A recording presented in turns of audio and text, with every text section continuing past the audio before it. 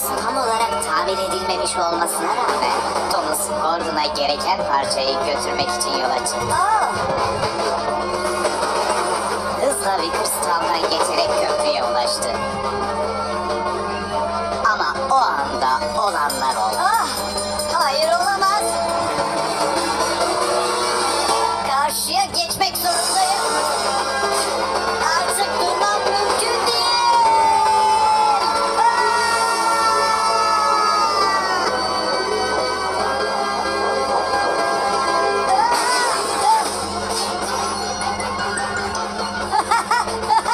Başardım, başardım.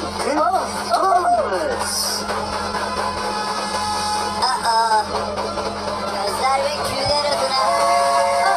Yanlış yolda gidiyorum. Çekil önümden.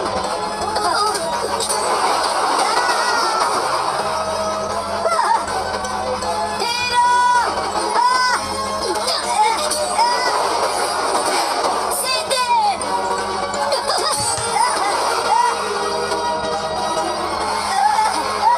Bunu yapmaya bir son vermem gerekiyor.